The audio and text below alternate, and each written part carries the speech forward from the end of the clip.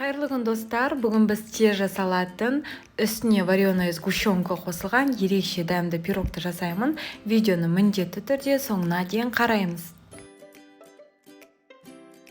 Алдымен біз пирогтың қамырын жасап аламыз. Ол үшін бізге бөлме температурасындағы сары май қажет болады, қант және де бір жұмыртқа.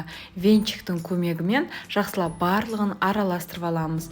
Видеоның астында қыздар барлық ингредиенттері, яғни құрамдары жазулы, содан өтіп қарасаңыздар болады.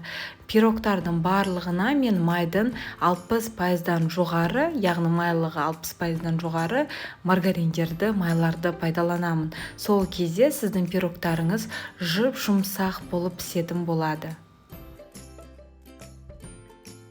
Масса бір тектес болғаннан кейін, енді оған қопсытқышты ұнды саламыз және де венчиктің көмегімен бірінші араластырып, одан кейін қолмен жұп-жұмсақ қамырды жасайтын боламыз.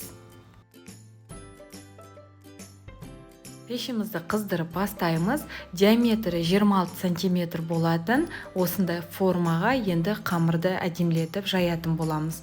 Бортиктарын жұқалатып жасасаңыздар болады. Өйткені қазір көтерілгеннен кейін тым қалың болып кетсе де, ол пирогтың дәміне әсер ететін болады. Қамыры дайын болды, енді үстіне құятын салмасын әзірлейміз. Ол үшін бізге сгущенка қажет болады. Сгущенканың қымбат түрін алған жақсы, және де дәмді түрін. Өйткені ол пирогтың дәміне бірдей әсер етеді. Барлығын салып болғаннан кейін жұмыртқаны қосып, енді венчиктің көмегімен жақсылап барлығын араластырып, әдемі бір тектес етіп шығамыз. Егерде сгущенканың арзан түрін пайдалансаңыз, ол сұйық болып шығады. Сол себепті қыздар дәмді және де қымбат түрін қоссаңыздар болады. Мінекей видеодағыдай түйіршіктері кете бастады. Түйіршіктері барлығы кеткеннен кейін қазір біз пирогымыздың бетіне құятын боламыз. Оған дейін пешімізді 180 градуста қыздырып бастаймыз.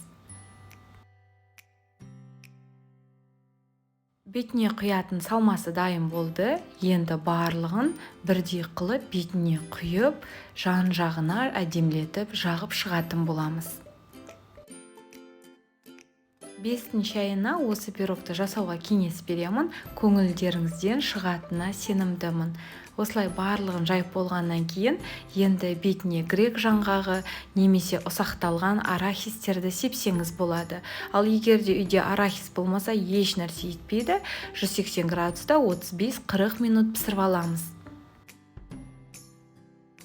Пирог дайын болды. Енді кесіп көрсек, тоңазытқышқа 1 сағатқа салып қойған жақсы. Сол кезде сіздің бетіндегі креміңіз қатып, әдемі болып кесілетін болады. Үстіне арахис себілген вареная сгущенкадан жасалған пирогты жасап көріңіздер.